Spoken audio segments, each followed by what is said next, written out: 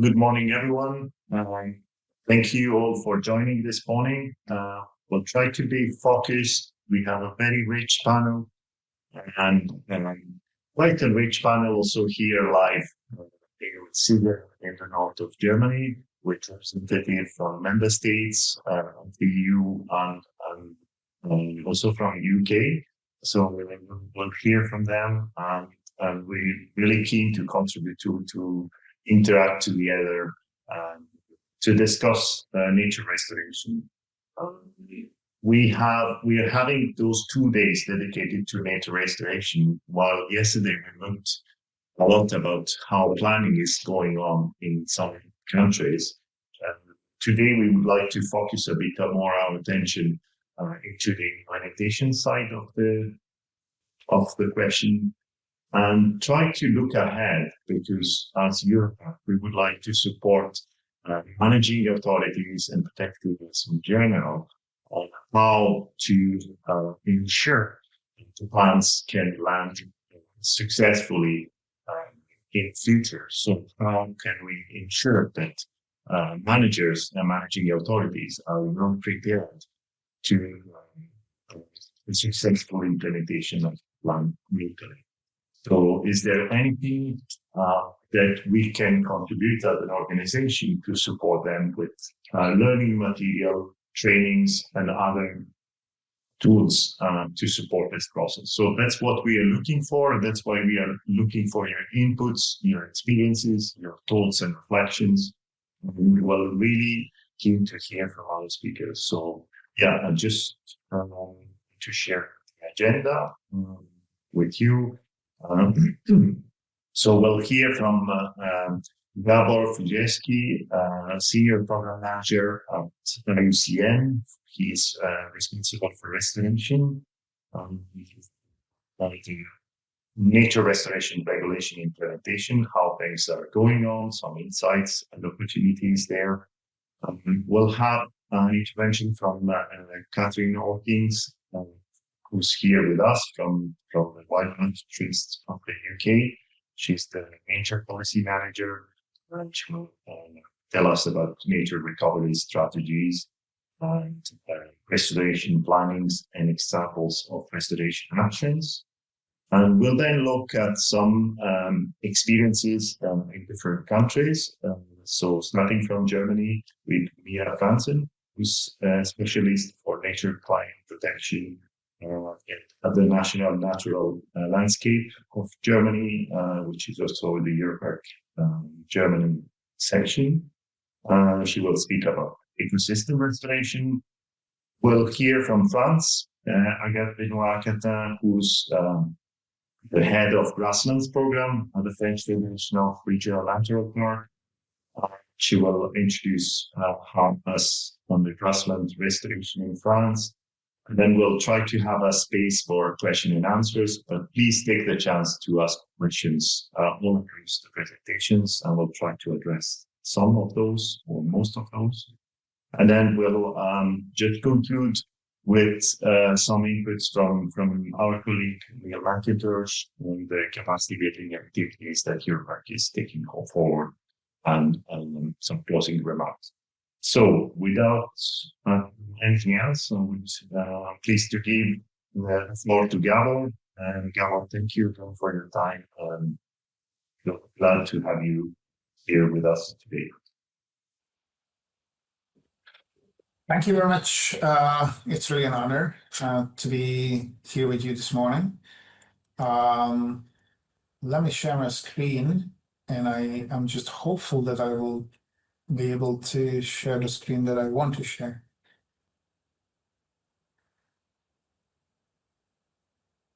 How does this look? We see your PDF. Now it is. Yeah. Now we can see it. Yeah. Thank you, Gabor. Perfect. Yeah, please forgive me for sometimes not looking at the camera, because I'm on 3 screens and it's a bit difficult to look at everything at the same time, and I have the camera on one. So yeah, I mean, what I'm not going to do today is to give you a general introduction into the nature restoration regulation or nature restoration plans, because yesterday, I guess you had it all. Um, so what I will talk about is somewhat what we have experienced with the countries throughout the planning, as we are um, supporting 4 countries in the development of their nature restoration plans. And also, maybe I will spare a few words on the implications for protected areas, which I guess is the focus very much for you, for all of you.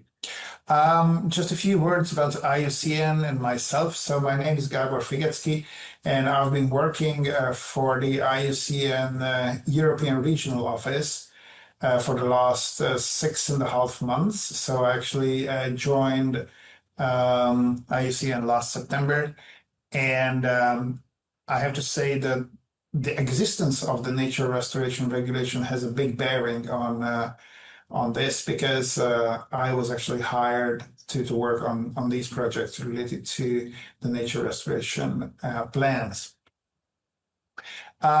So a few words about IUCN, you must know it quite well. Just a few figures, like 17,000 experts in 7 commissions working across the globe. But I guess you know it all. We have member organizations in every country, and actually the countries are also members of ours. And I mean, what we are aiming for or aiming at is policy impact, really. So I would say we had also some role to play in the adoption of the nature restoration law or regulation. This is our small team that we work with on nature restoration. We are based in Bonn and Brussels. So this way, half of our team is also here in Bonn, where I'm sitting right now, and the other half is in Brussels, working more with policy issues. Just to give you the background, so we are working with these four countries in the context of 2 projects. One is with France. Actually, this one has already come to a close this February, and we are going to present the results also to the Nature Restoration Regulation Expert Group next week. But I will tell you more about this a bit later. And the other project that we are currently working on very heavily, because now it is actually the peak time for the countries to submit the first, to actually finish the first drafts of the nature restoration plans. We are working with Croatia, the Netherlands, and Poland on these. And these are the main areas of support that we provide to member states in nature restoration plan development. So we help them identify and prioritize the restoration measures. We look at the socio-economic impacts and the benefits of restoration measures, identification of restoration costs, it's quite a job, and funding sources, as well as harmful subsidies. All of this on a very scientific basis. So we are, of course, we have our hearts at the right place, but we have to be as neutral as possible. Assessment of synergies between restoration measures and climate change, development of a monitoring framework, and analysis of cost, benefits, and socio-economic impacts of restoration measures. Just in big lines, what we have concluded so far. So preserving existing natural ecosystems is fundamental to climate change mitigation and adaptation. This is an angle that our French partner really wanted us to focus on, because they come very much from that side of the story. Climate change, that was in the focus for them, and they wanted us to emphasize this part. And of course, it's quite obvious that restoration has a big bearing on climate change, both on mitigation and adaptation. Ecosystems provide invaluable ecosystem services that restoration can help maintain and recover. Here you can see how the benefits of restoration outweigh the costs. This is based on an EU Commission study. They commissioned Trinomics for this study, so you might be aware of the results of this. Preventing the continuous degradation of ecosystems has to remain the basis of any restoration strategy. So it's very important that this is always what we start with, and this is the most cost-effective way. Public funding sources remain the most actionable levers for restoration, despite the uncertainties about MFF, as you all know, so the multi-annual financial framework for the European Union. And private funding is currently insufficiently structured and likely inadequate to cover the needs of an NRP. Sorry for the mistake here. Yeah, I will expand on this a little bit later. I also want to just highlight some of the challenges that we came across while working with the countries on their plans. So there are quite a few knowledge gaps that we identified. These are related to limitations in data availability, baselines, limits in assessing specific restoration measures, and also we have come across a bit of a uncertainty on how countries, with what methodology countries want to prioritize restoration measures. So we have already developed sort of a tool giving weight to different aspects. And this is how, through this, we try to make it a bit easier for countries to be able to prioritize the restoration measures. It is also not so obvious how to implement a socioeconomic analysis because there are various methodologies for that. Regarding monitoring frameworks, there is no common EU monitoring framework to measure the indicators that are set out in the NR. The negotiations between the sectors are much needed, and sometimes they are, I wouldn't say non-existent, but definitely not at a sufficient level. Existing monitoring divided between organizations, and some monitoring schemes are lacking. At the same time, the funding issue is severe when it comes to monitoring. I guess you all know this very well. Financing. Here, the new EU multi-annual financial framework will be key, and particularly if we look at the CAP, the Common Agriculture Policy, that might play quite a role in financing anything that is related to nature restoration in Europe. And we need a dedicated financing mechanism. We know what is going on regarding the LIFE program. So this is all a big threat, and the role of private finance is quite uncertain. It is very much encouraged by the European Commission, but what we see is also talking to some business partners is that without actual high returns in short time, it will be very, very difficult to just rely on private sector or even to rely mostly on private sector funding for restoration. When it comes to the calculation of financing needs, it's a bit difficult to estimate needs on national level. And also, if you look at the estimations that you can find online already, they can be just very different, very, very different. And especially disaggregated for individual measures. So there's a lot of knowledge gaps. So maybe just to give you an example, which is France, where we have already concluded the project.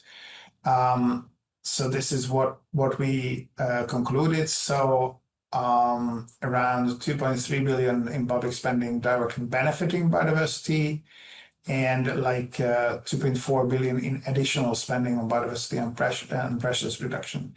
But at the same time, we have 6.7 billion to support harmful agricultural practices, particularly under the common agricultural policy currently. And there is 2.9 billion of subsidies promoting land artificialization.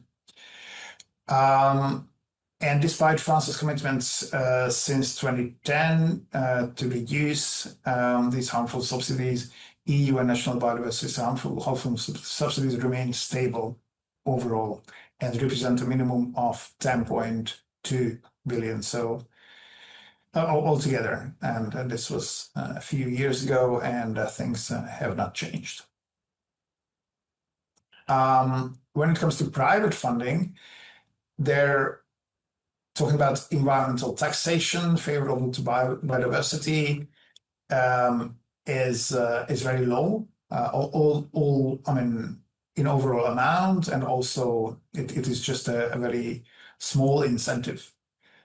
So it's not contributing enough. Voluntary financing of biodiversity remains a lever that is difficult to mobilize in the short term. Maybe in the medium term, this is something that we should look at. But of course, there we need to also tread carefully when it comes to, for example, nature credits, what schemes we design, and how we look at the monetization of nature. Philanthropic funding is ad hoc and focused on communication objectives, unfortunately. So the real lever to mobilize private finance lies in the orientation of funding towards activities that are less harmful to biodiversity. This is our conclusion, rather than in the direct financing of preservation and restoration actions. Unfortunately, we have identified basically all the sources in France that can be taken into account when it comes to financing nature restoration. Maybe this is less interesting for you. And we have also analyzed the financing tools. This is just how a scheme would look like. But for example, looking at the CAP and the Common Agricultural Policy, so this is the estimate for amounts favorable to biodiversity. It's up to something more than 700 million euros. But at the same time, 73.9% of expenditure unfavorable to biodiversity. It's like more than 6 billion euros. So this is how they measure against each other. So our recommendations in general are like this: that we would want countries to make sure that the CAP funding is consistent with nature restoration objectives. So this ratio that I just mentioned in the previous slide turns around. It would be quite an improvement, I have to say. We need to review the specifications of certain public funding schemes so that they are consistent with the ambitions of the NRP. And we also need to equip local authorities to manage and finance restoration actions in their territory. So this is about public funding. When it comes to blended and private finance, looking at the agriculture sector, it's important to promote the connection between the agricultural profession and business sector to ease the financing of actions. Integrate farmers, foresters, and local actors in the creation of specifications for financing schemes, such as payments for environmental services. There we did sort of a deep dive through questionnaires and workshops with farmers. And the issues that we identified is that basically farmers and foresters are all lacking knowledge, lacking the right understanding of what nature restoration comes with and what opportunities it comes with, and they are very much influenced by political actors, unfortunately, and this is why it's very harmful that the whole debate takes place in a political space instead of technical space. It's important to keep reflecting on how to encourage private actors to demand this type of instrument.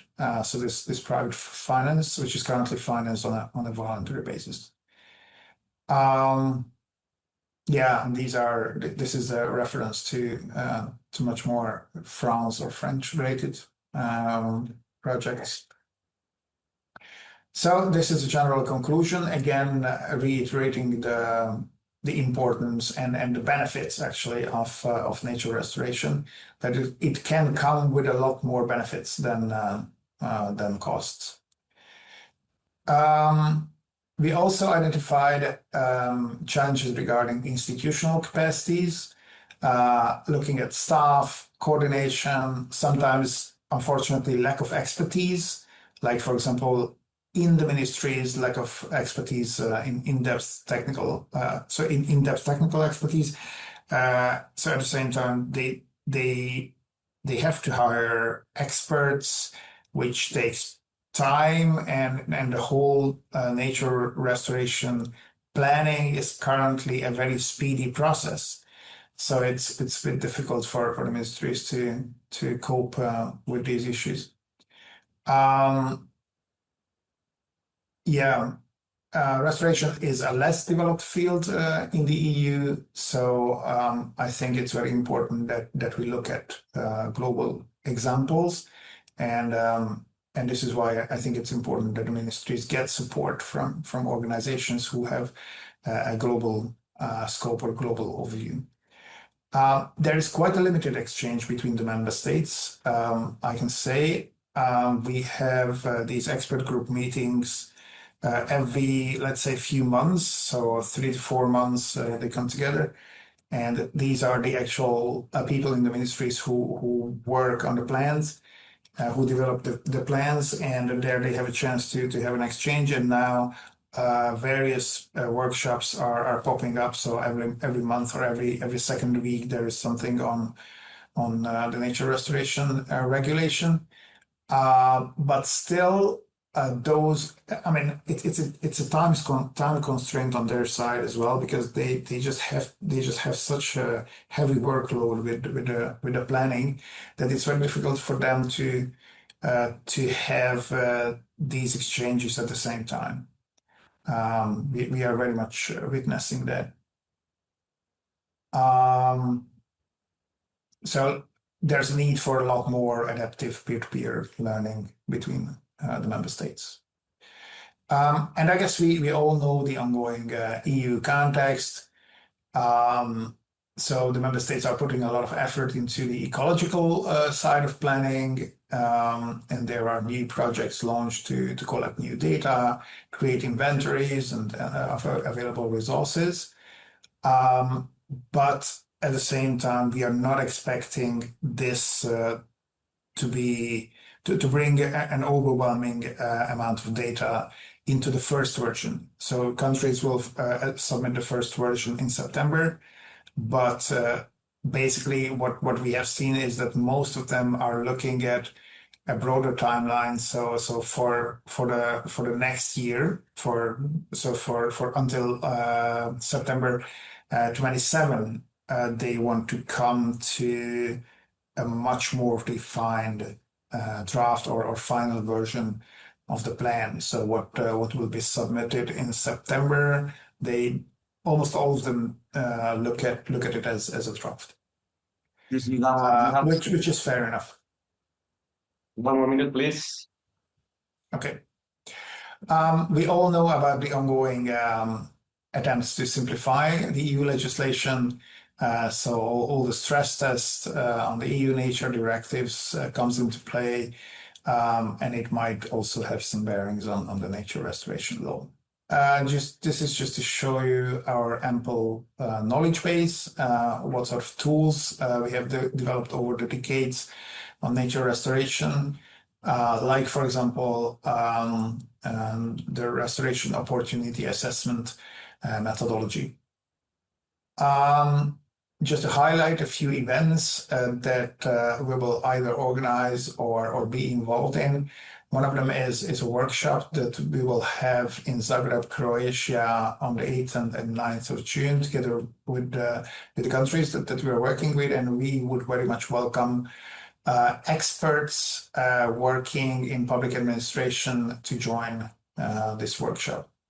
There will be an event in Berlin that will mainly focus on the German nature restoration plan, but there will be also an international segment of this that is likely to take place on the 22nd to the 24th of June. And the expert group meetings are ongoing. We have like 3 to 4 every year, and the next one is coming up actually next week. So with this, I just want to thank you for your attention. Thank you very much, Gabor.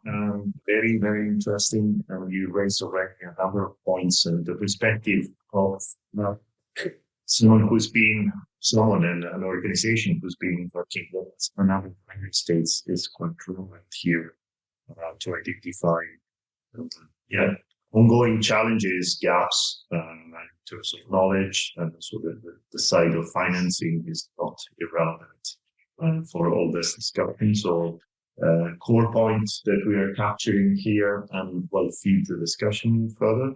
And please, to everyone, you can use the chat to raise questions, and also don't forget to use the Canva to share knowledge, concerns, challenges, opportunities you're facing or you have identified. With this, I would like to give the floor to Katherine Hawkins, who's here to share the screen.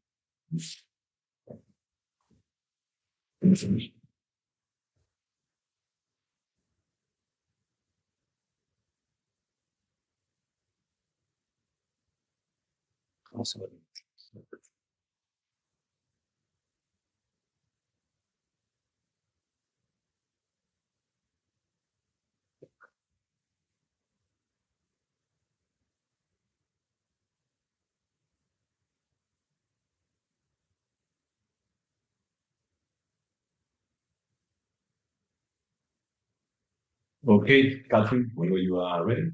Thank you. Yeah, thanks for inviting me to present today. So I'm going to be talking about two things: local nature recovery strategies in England and an example of large-scale restoration project that the Wildlife Trust is leading on.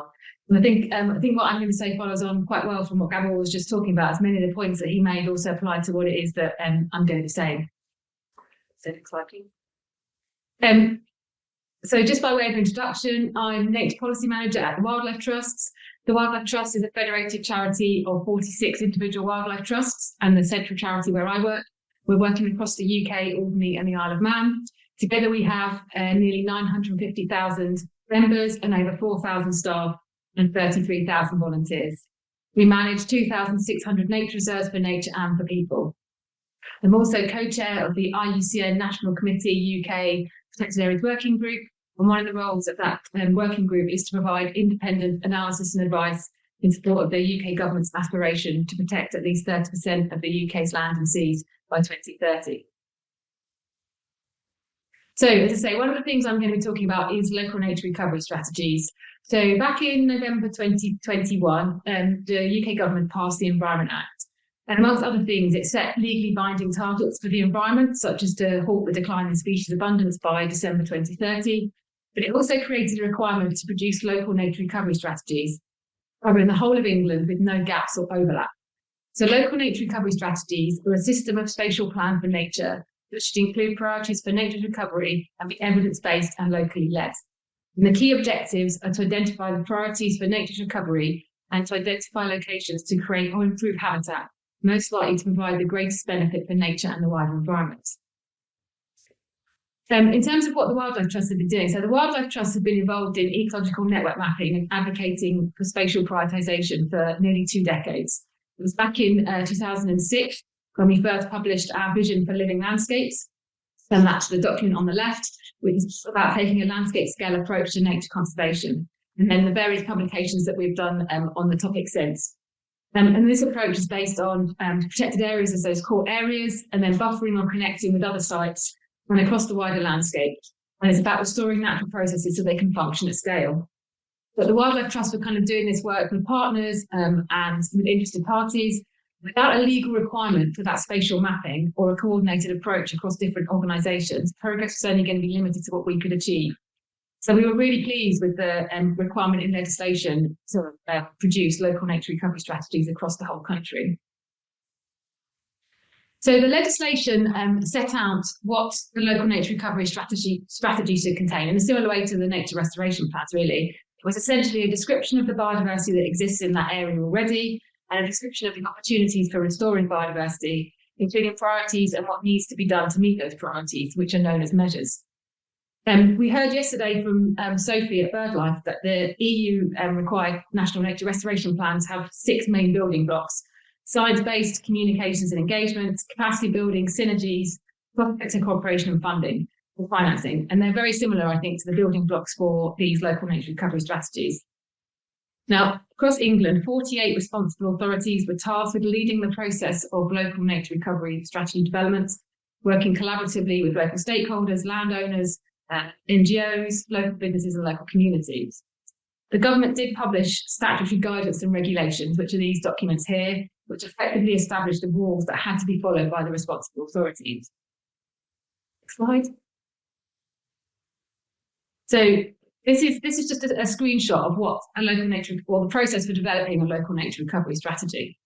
So each strategy, each at the bottom, each strategy must consist of a local habitat map and a statement of biodiversity priorities. There are several steps to be completed in order to get to that point. So the first step is that responsible authorities have to map areas that are of particular importance for biodiversity already. So that includes protected areas, local nature reserves, local wildlife sites, irreplaceable habitats.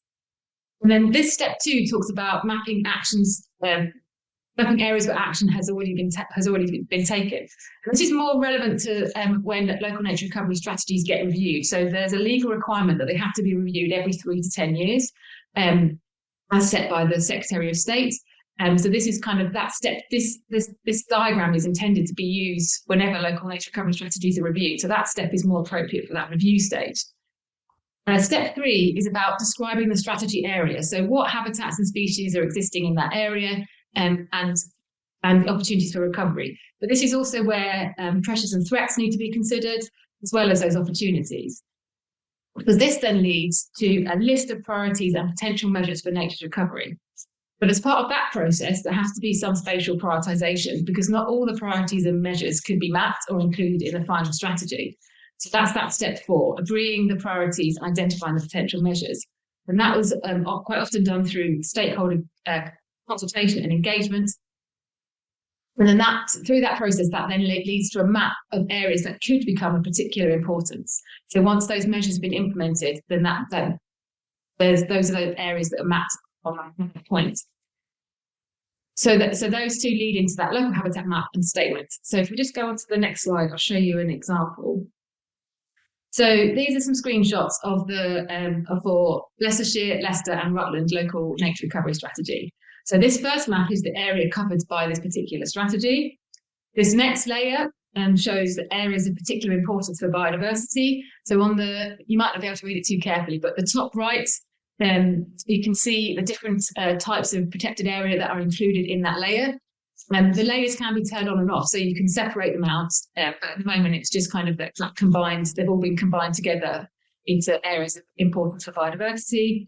And then the next layer is those areas that could become of particular importance for biodiversity. And again, you can see on the right-hand side that they've got their various priorities and measures. And the map is interactive, so those layers can be turned on and off to see where particular habitat types or measures are prioritised within those areas. But as I said, everywhere could be doing something for nature's recovery. And a lot of the measures may not be able to be mapped. So they might be that they could be done across beneficial everywhere. So, for example, managing hedgerows for to be wildlife rich is a measure that can be applied across an area. So that's what comes into the statement of biodiversity priority. So if we just go on to the next slide, please. This is a screenshot from the habitat priorities and measures section of Leicestershire, Leicester and Rutland's local nature recovery strategy. And this example is from the section on freshwater. You don't need to kind of read it all, but the priority in this, one of the priorities in this case is natural flood management. And some of the measures that have been identified are create and maintain new floodplain meadows or connect rivers to their floodplain. Next slide, please.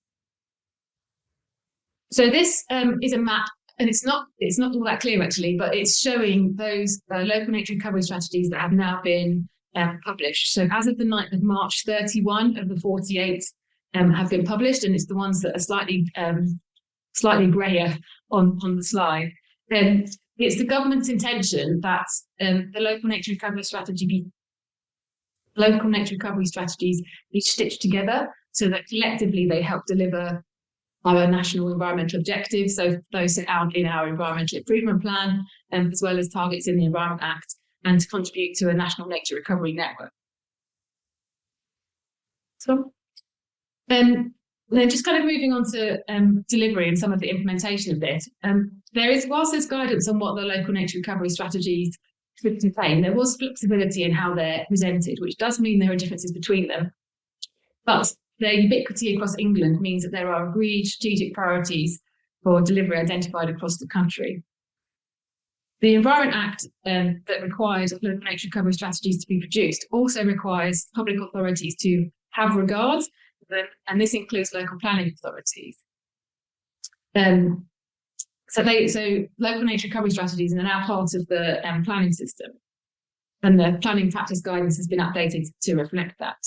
But the have regard duty is often considered to be too weak, so we and others lobbied for this to be strengthened. Another piece of legislation, the Levelling Up and Regeneration Act 2023, to change this have regard to take account, but we're still awaiting the updated planning practice guidance to reflect the change. So yeah, as we've talked about, today is about kind of implementation, and it's essential that there's a willingness to continue working together once these local nature recovery strategies are all published. And this is just an example from Bedfordshire, Cambridgeshire and Northamptonshire, the Wildlife Trust, and this is what the individual Wildlife Trust is committed to doing in the short term for their local nature recovery strategy. So they're setting up a collaborative agreement between themselves, local record centres and the Nene River Trust to deliver local nature recovery strategy related projects. They've submitted a funding bid, which is focused on some of the actions that might not be delivered through other mechanisms. They've held a workshop to identify the priority projects to deliver from this year onwards, and they're planning a landowner roadshow to showcase the LNRS and engage landowners.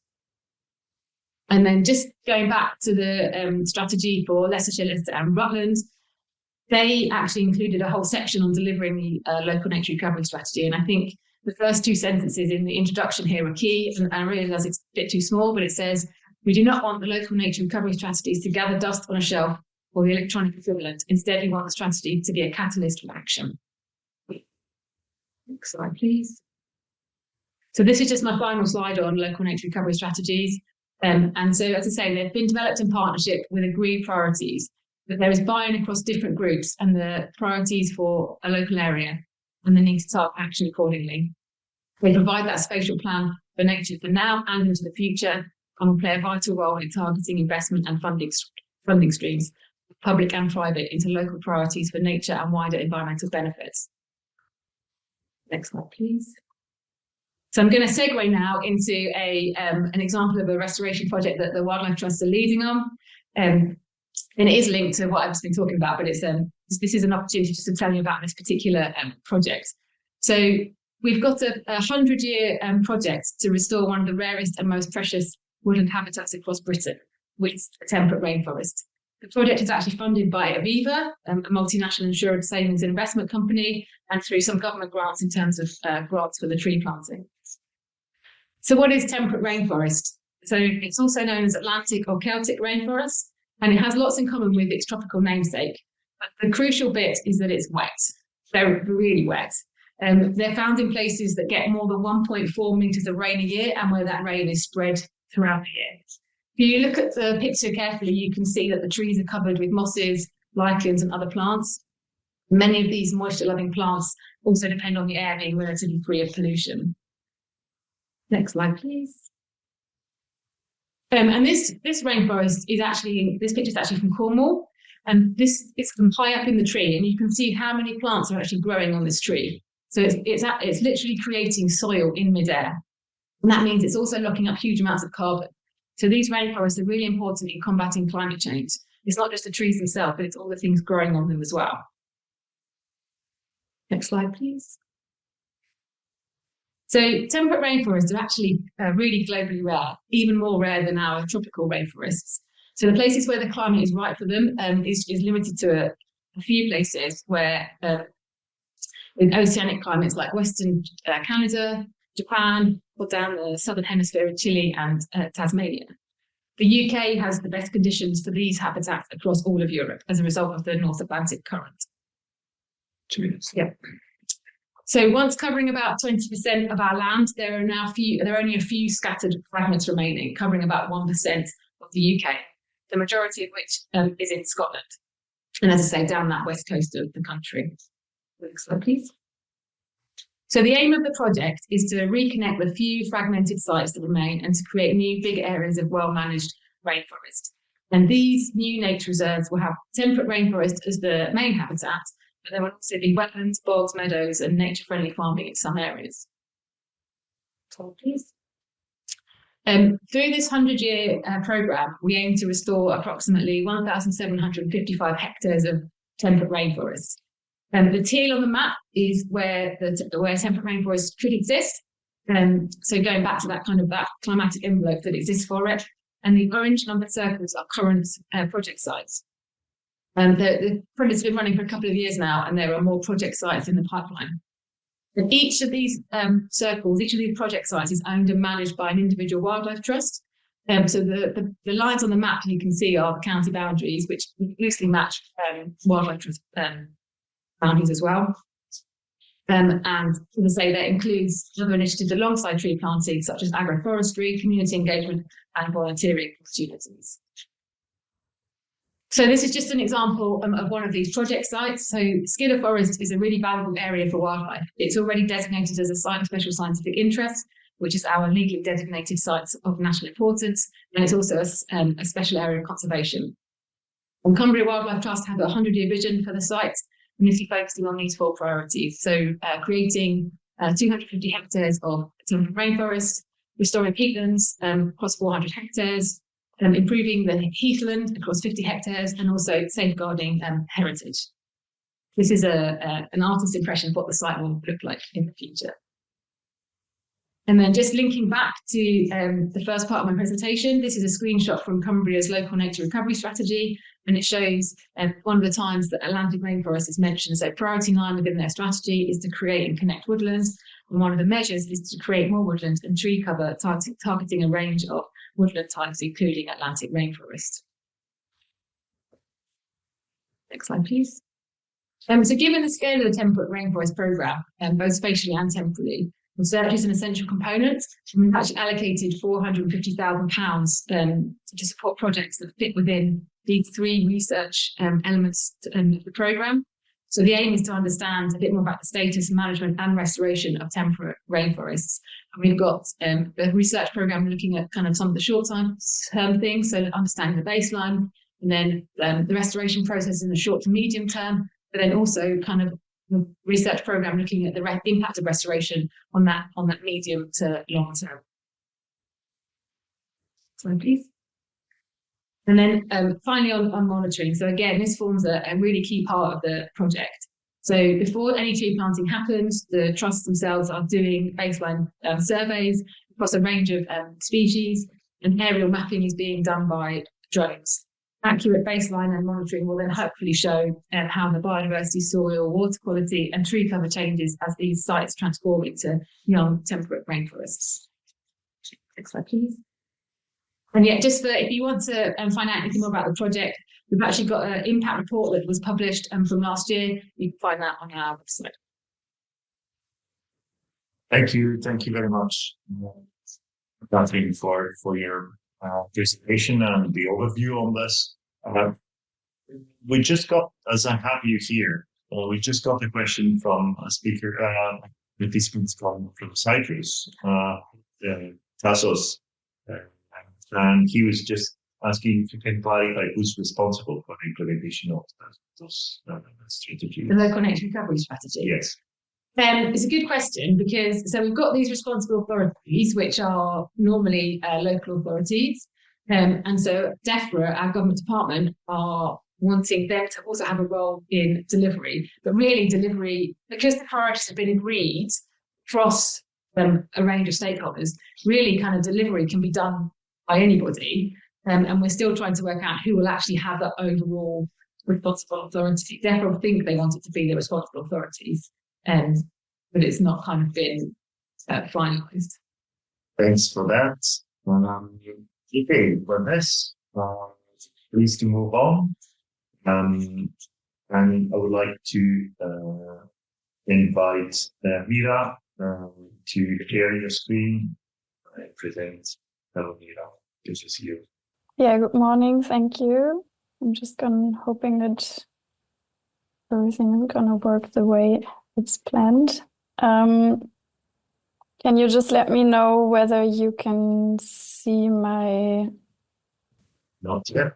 It's coming up, probably. Yes, just the full screen on presentation mode. Can you see the full screen? Not yet. So if you can put it on presentation mode. Yeah, I already did that. Can you see it now? Not yet, Mira. Now, yes. Yes.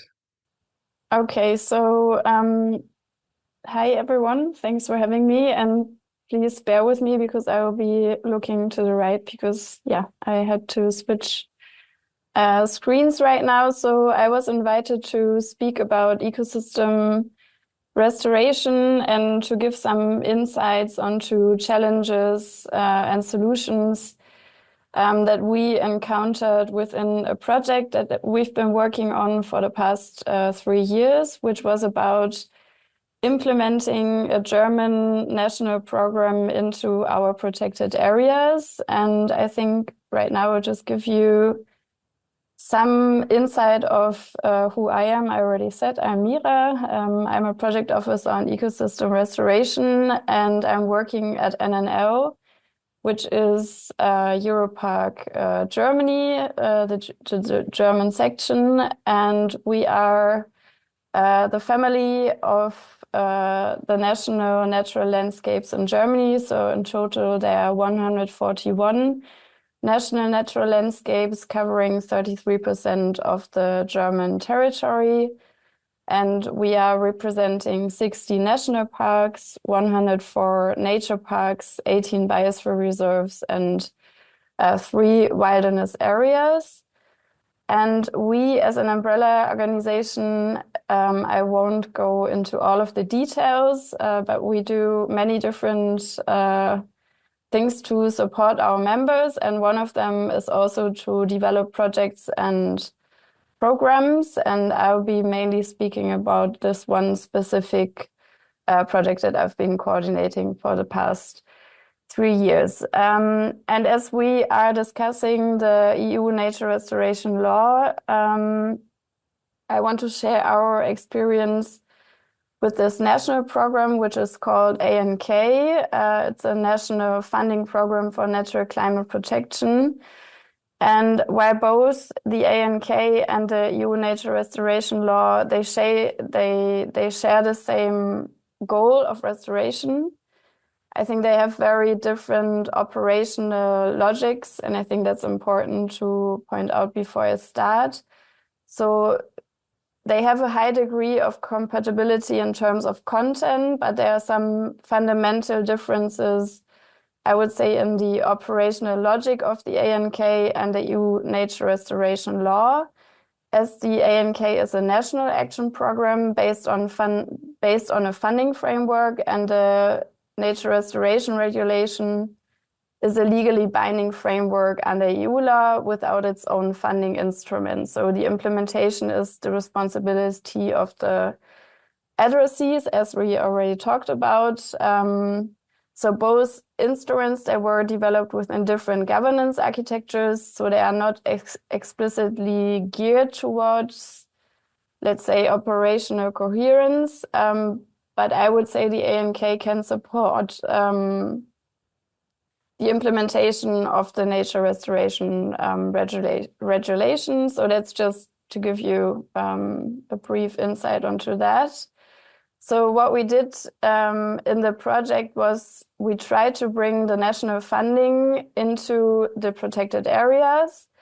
And while we were doing that, we defined 4 major bottlenecks where let's say the national program rules, they meet the realities of the protected area. So, and again, while our project is not linked to the EU nature restoration, I think our findings can maybe give a preview on the complexities that we already heard about that might arise or are already arising when implementing the EU nature restoration law.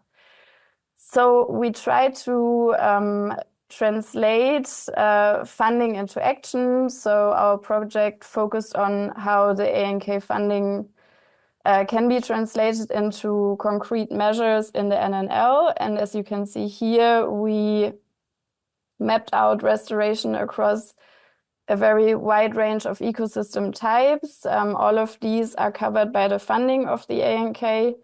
So these include peatlands, coastal and marine areas or wilderness areas. And this has been an easier project or an easier task where specific funding guidelines have already been published, but there are some cases where there are no guidelines yet, for example, for soil or also for some funding schemes within the realm of forests. So there it's been a bit more difficult to develop projects. And I won't be focusing on how the project proposals were developed, but more on the insights from our overall project. So now I will just quickly go through some of these challenges that we've encountered. And the first one is the paradox of conservation targets. So I brought one example here today, which is from the Luchsee peatland, which is in the Biosphere Reserve Spreewald, which was one of the possible restoration projects we have been working on. And here we were facing a clash between process protection and the FFA status. So there's like the question is, how can we make sure that we both protect a certain species, but also safeguard the function of nature and the natural processes? And this always depends on which zone of the protected area we are in and which responding target is linked to it. So as restoration is dynamic, if a peatland is rewetted or a stream then begins to meander, the habitat also changes. And currently the regulations in place, they sometimes treat this natural dynamics as if they were an intervention that requires compensation. So in some cases, this has led to making it difficult to convince stakeholders to join in. So the challenge is to find a way to prioritize the function and dynamics of an ecosystem alongside the specific species protection. And this target can look quite different depending, for example, on the zonation. And the next challenge and solution at the same time are landscape level projects. So in order to implement landscape level projects, you mostly need a lot of stakeholder engagement, as you can see on the photo here on the slide. This is an example from the Biosphere Reserve Rhön on a swampland project which was developed in a very participatory manner. So this way of developing the project was very rewarding on the one hand, in terms of local acceptance, but also very time-consuming in terms of stakeholder engagement, etc. So a few weeks ago, they actually all went out to the field, the mayor, the local water authority, etc. And they were joined by a planning bureau, which was funded through our project, and they jointly checked different sites and measures together. And they agreed upon a joint plan for restoration of the respective area. And the ANK, it does fund participation and roles, for example, like a climate wilderness ambassador. But these opportunities, you need someone on the ground to lobby the project beforehand. And this makes it difficult, especially in protected areas with low staff rates. So it sometimes makes it difficult to even develop project proposals and or doing all the social groundwork beforehand, because this whole process has happened before the proposal has even been handed in. So you need someone on the ground who can dedicate time for that. So we must ensure that the funding for personnel capacity building is accessible, and we need to empower all protected areas, not only the ones that already have the resources to take part in this kind of landscape-wide effort.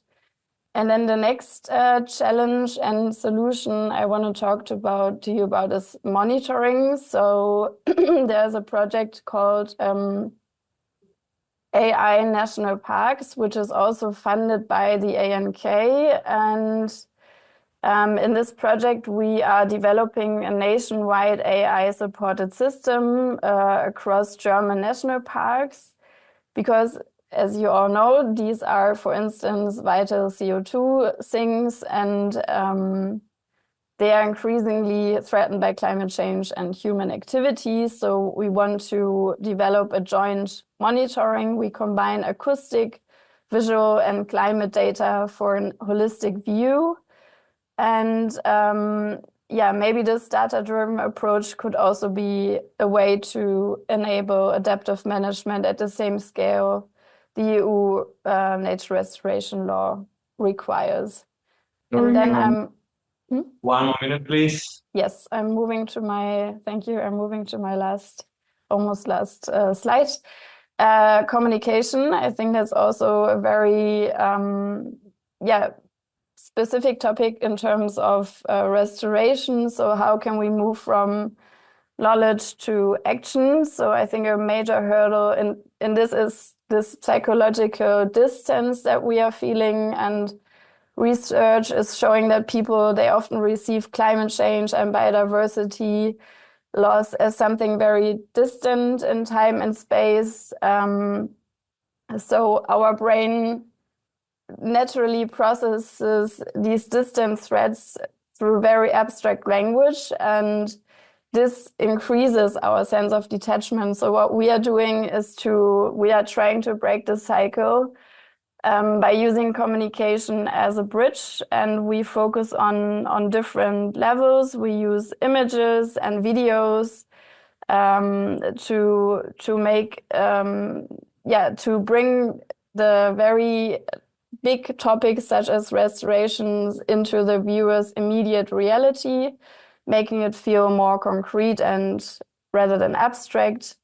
We avoid complex language, and we try to build as much emotional connection as possible. As you can see in the middle, we use faces from the ground. We tell stories about what restoration actually means, and we try to increase self-efficacy by communicating opportunities for participation, and to just foster a we feeling that we all can yeah, that we can all take apart. So in our communication campaign, we generated material that our members can use without any further cost. They can adapt it to their local reality with to replace huge words, with stories and faces, and to invite people to engage locally. And this is just a quick recap on the challenges.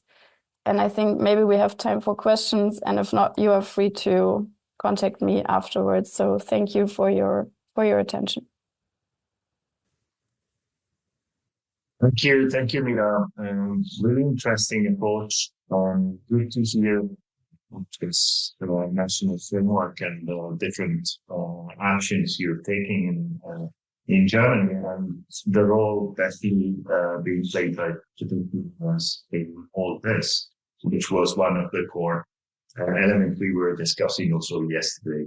So with this, and I hope and I suspect this initiative will be taken into account at national level for the development of the national plan for restoration. So I think that it's definitely a valuable contribution to towards the target. And with this, I'd like to give the floor to Agathe Benoit-Cattin from the French Federation of the Montreal Regional Parks, with the support of Clara Fontana. They will introduce us to Grasslands restoration in France. Hi everyone, I hope you can hear me. Can you see my screen? Yes. Okay, perfect. So thanks for having us today. I'm Agathe and I'm working at the French Federation of Nature Regional Parks. And today I wanted to talk about grasslands restoration because I'm working for a live program focused on grasslands. And as nature restoration is quite wide, I wanted to focus on a practical example that was tested in French parks. I will begin the presentation and then Clara, my colleague, will finish it. So the first question is why grasslands are so important in France. We have 41% of our national utilized agricultural area that is covered by grasslands. It represents 11.5 millions of hectares, and 7.9 millions of those hectares are semi-natural grasslands. So those are the numbers from the agricultural census of 2010, and nowadays it may have decreased because of the breeding crisis that we are facing in France. And it's also important in the protected areas. Grasslands are the basis of lots of breeding systems, especially in mountain parks. And I've conducted a small survey about semi-natural grasslands in French parks. And to show you the importance of this environment in our parks, 16 parks over 33 have more than 50% of the UAA that is covered by permanent grasslands, and 20 of them noted that this area was reducing every year. So the grassland issue is quite important, and that's why we are focusing our work on grassland restoration. I wanted to present the benefits of grassland restoration. So meadows are linked to breeding activity, and the way farmers use the grassland will have a lot of consequences on the quality of the grassland. So nowadays, with intensive agricultural practices, climate variability, and pest damage, we can observe a diminution of grass quality and grass quantity. So it's a problem for breeding systems. And with grassland restoration, we will use local and adapted seeds that can lead to have an healthiest grass for the breeding system, and so it will combine biodiversity and production, because the challenge is to maintain this activity inside the protected areas. With an healthier grassland, you will consume less inputs, so it will be better for the biodiversity. You will participate to animal health because of the diversity of plants that you are growing on the grassland. Also, an healthier grassland will fulfill its ecosystemic services, which are quite numerous, with stocking carbon. It's also useful for flood management. The plants will be more resistant to climate change, and also you will at the end obtain a better products with a better quality. I can't. Okay. I wanted to focus on the tests that were done by several protected areas in France, such as the landscape park Causse du Quercy and the national park of the Cévennes, because there are several steps to make a restoration in a protected area. So first of all, you have to identify the grassland you want to restore, and you have to identify also the grassland you want to use for the restoration, the one that will be the source for the seeds. Then you harvest the source grassland with one of the 3 methods that I will present. And when you have the seeds, you can create a combination, because every grassland is different and they have different needs because of the environment, the soil, and the natural design of the grassland. Then you can sow the seeds, and you will have to monitor the vegetation, because with grassland restoration, you can have a slower development the first year, so you will have to monitor the quality and the quantity of grass in order to be sure that the vegetation will be as you want in the end.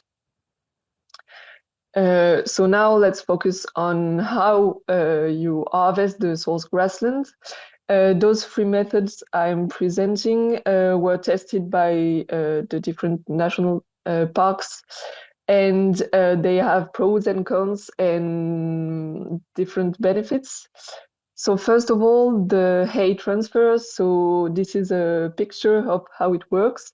So you use the traditional tractors, and you will transfer the hay you've collected on the source grassland to the restored one. It's quite efficient, but the problem is that you will lose the fodder, and you won't have this resource to feed your cattle during winter. You also transfer the entire plant, so you can lose fertility in the source grasslands. And because you are using machines that are normally used for cutting hay, you can have problem with the schedule and to find time with the farmers to do this transfer. Then you have the brush machine. So to show you a picture, this is the machine. You can put it in front or behind the tractor. It's quite small, and you will obtain good yields with these methods. It is adapted to various environments, such as mountain or hill environments. And it's possible to reap the hay after, so you will have resources for your cattle in the end. But you need to buy a special machine for this method, so it can be quite difficult for the farmers to buy it. And as the machine is quite high, you will have unbalanced combination of poaceae and legume. So for the quality of the grasslands, it can be complicated to have something quite good in terms of quality. And the last way to harvest the source grassland for restoration is using a combine harvester. So it's a classical machine to harvest crops. The yields are excellent. In these methods, you have poaceae seeds and legume seeds in your combination, and you can also reap the hay after. But the problem is that the machine is quite big and you can't use it in mountains and in hills. And also there is a problem with the environment and the schedule, because you can use this machine for crops. So you will have to choose if you want to harvest your hay or harvest the crops. And now Clara is going to end this presentation. Thank you very much, Agathe. And it's not a conclusion of what Agathe presented. And maybe if you have questions, we will be able to answer you more precisely on grassland restoration. But we just wanted to highlight that we have, with the French-speaking section, that I'm responsible for the leading of the French-speaking section within Europark. We have an ambition for 2026 to build a working group specifically on semi-natural grasslands, also as part of the International Year of Rangeland and Pastoralists that is organizing this year. So we would like to tell you that if you're interested on those topics and that you want to be part of this initiative, you can contact us. We already know that many protected areas that are members of Europark responded to the call from Finland, UK, Germany, Lithuania, Estonia, Hungary, Luxembourg, Switzerland, Austria. So we were really happy to see that it's not just a French issue. And usually this ecosystem is really off the radar. So we would like to strengthen this type of ecosystems and work together, not just about restoration. And maybe Agathe, you can pass the second slide. Also for sharing good practices in general for maintaining this ecosystem, to communicate together. For us, the European scale is really important to highlight those ecosystems in Europe, within Europark, but also toward the European Commission, for instance. So we maybe would like to do some advocacy as well as the advocacy that we try for the CAP, which is really important. And we would like to stress on this specific topic. So it was just to say that to you today. And we were also thinking that maybe we could set up something with Europark. For instance, for the European Day of Parks, it could be focusing on grasslands in a way because of this International Year of Pastoralists and Rangelands. And we're really happy to hear from you about grasslands. And yeah, feel free to share also your experiences. Thank you very much. And yeah, thank you for your attention. Thank you, Clara, and thank you, Agathe, for this overview on what's happening in France on grasslands. I'm really keen to follow that up. I realized that we're a bit late in terms of time. We've been collecting quite a lot of information thanks to Jessica here in live while you were presenting and speaking. I don't see many questions on the chat, so I would be keen to give the floor to Mira McIntosh to introduce a bit what Europark is doing in terms of capacity building, because that's really connecting with what we aim from this webinar, this online sessions, to try to collect learning material and knowledge we can share with our network to support capacity building on restoration. Are you there? I am. Thank you very much, Federico, and good morning, everyone. I'm sorry I can't be there in person, but yeah, I hope those who are there are enjoying wonderful Siggen. My input to the seminar is basically to introduce you to the European Nature Academy. I think from the presentations that I've been able to catch so far, there are so many examples of really great practices being developed that there is a clear opportunity to share those to a wider audience. And one of the outputs from the Siggen Seminar will be eventually to design a training and capacity building course, which is directed towards the how of implementing nature restoration plans. So why the European Nature Academy, and where did it come from? It was the product of actually two projects, which I was the project manager for, Life Edu, which seems a lifetime ago now, and Life Enable, which ended in 2024. I'll focus on Life Enable as it's the most recent project. But yeah, Europark led that. It was a life preparatory project involving 7 partners. And the main output from that was to create a new and innovative learning hub, which we called the European Nature Academy. It is made up of various courses, and we've developed a sort of approach for blended learning. So our approach is very much involving a face-to-face meeting and then a series of online modules for each of the course. This model seems to be particularly effective. As part of the courses, there are different tasks and group assignments, etc. So the participants to the courses are always encouraged to apply their learning. It's not just theoretical, it's very much about providing them a learning space and a learning environment where they can learn together. The participants are co-learners, and we've already heard from some of the presentations that have been made that there are some really excellent examples which can be of benefit to others. So within the scope of the training course, that would be a logical home for these good practices to be shared. Yeah, as I said, we focus on co-learning and always encourage the participants to not only learn, but think through how they can apply what they have learned within their protected area. The courses within the European Nature Academy so far are cost-free.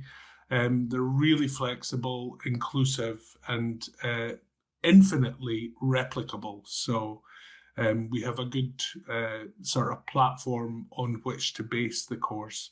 This is just an example of some of the courses which are already on the European Nature Academy. The European Nature Academy is a learning management system, so we have capacity for multiple courses to be developed and homed on the Academy. Each course has its own identity and integrity, especially if there are different funding sources which have produced that training course. This is just one example of the flexibility of the courses. The modules that are shown here can be adapted according to the objectives of the learning objectives of each individual training course. But there's some pretty common modules which would be of value, especially for nature restoration in terms of implementing restoration plans, because yeah, it's a pretty dynamic environment involving lots of stakeholders. It involves close working with local communities. So there's a need to develop a course which, in our view, would enable better understanding of what restoration plans are and what the restoration measures are, and then focus on how to implement those. So we have a really adaptable opportunity to create a course that really would go to the heart of enabling participants to better understand how to implement restoration measures. Because we work in a digital learning environment, we're able to connect participants from across Europe, and we always integrate to the various modules a variety of digital learning tools, just to give that life to that co-learning experience. So we use these to stimulate group working sessions within the online modules, for example, and that's just an example of some of the tools we have used. The benefits of the European Nature Academy as an online platform is its reach. You know, all of the resources and materials are available 24/7. We fully understand that nature conservation professionals are, you know, busy people. So we try to schedule online sessions for a fixed time, and we encourage live participation in those online sessions. But we always record the sessions so that, you know, with the realities of life, people can't necessarily join. And the platform gives us this opportunity to gather and make available a whole variety of materials, whether that's case studies, presentations, PDFs, links to useful resources for reference, etc. So the learning environment becomes really rich. You don't have to take my word for it, but as part of the Life Enable project, we committed at the outset to a thorough external evaluation of the European Nature Academy, and these are just some of the key strengths which the participants in that project identified. They valued the uniqueness of the platform, because there's quite honestly nothing else like it that exists elsewhere. We are able to provide and design training courses that meet the needs of the participants. They fostered this co-learning, networking environment, because often the subjects are incredibly complex, you know, and many of the participants won't have the experience that some of the best practice participants do have. So there's an opportunity to share and avoid, you know, encountering problems, for example.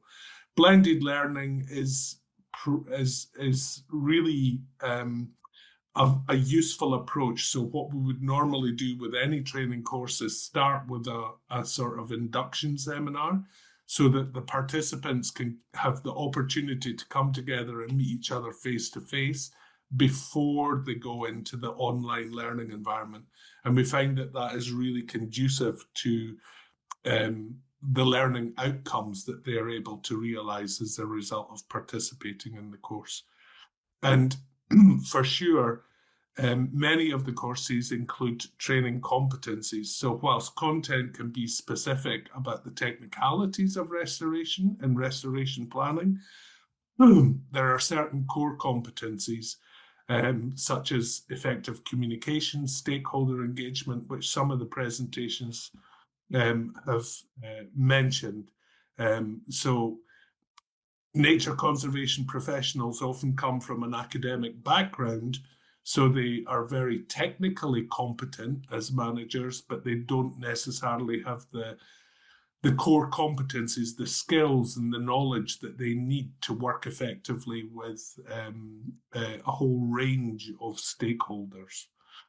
And as I said, the courses are, once created, can be made available on a recurring basis. So that would enable us to reach not only the participants for one intake, for one run of the course, but we can make it available for others in future.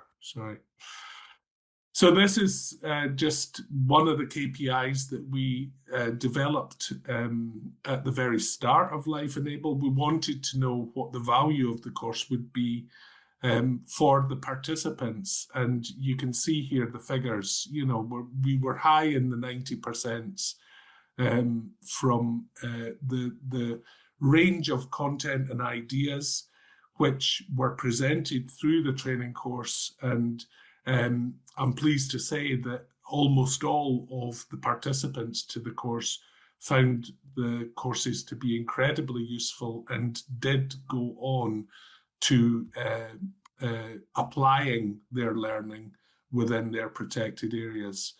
I think the other thing to add is that we know that there is a high demand for these types of courses. As I said, nothing else really exists which is specifically designed for people working in nature conservation. So we have an opportunity to meet that demand through the European Nature Academy. So happy to take any questions, but thank you very much for the opportunity to present, and yeah, very interested to hear what the feedback is from your discussions, etc., and how that can be transformed into a European Nature Academy training course. Thank you. Thanks, Neil. Much appreciated. Thanks for your support and for your inputs and overview of the European Nature Academy, which is the platform we would like to use to share and develop a new training course on restoration.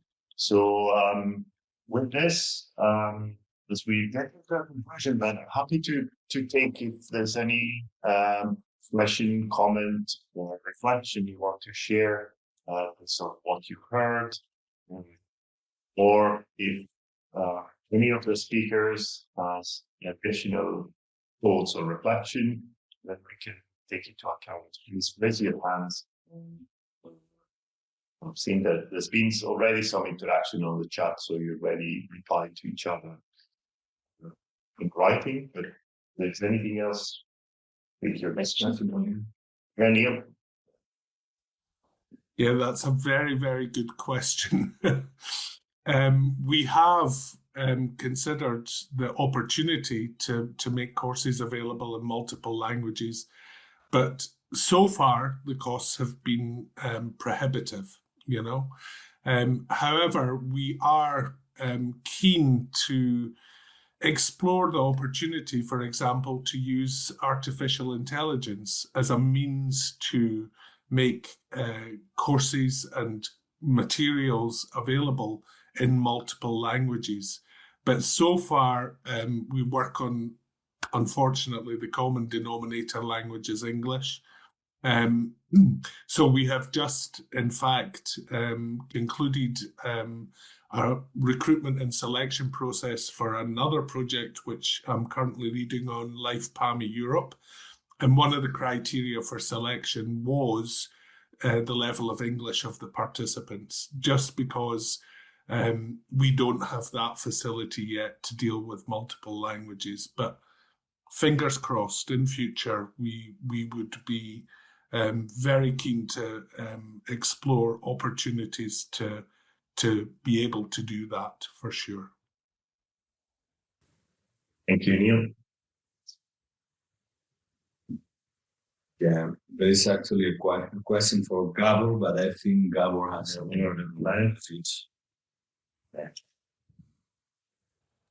Yeah, I think but yeah, he's left. I just had a question about his French partner. I didn't quite understand whether it was a national stakeholder, the government, because we know that the French Ministry of Environment is working right now on restoration plans, but we don't have so many information, so it would be great to know. But I can contact him, right? Yeah, you can share the contacts. Thank you. They're providing the support to a number of countries, so I guess the history of the environment in France is what he was describing. Also, you have Gabor's contact above in the chat. He shared it previously. If you wanna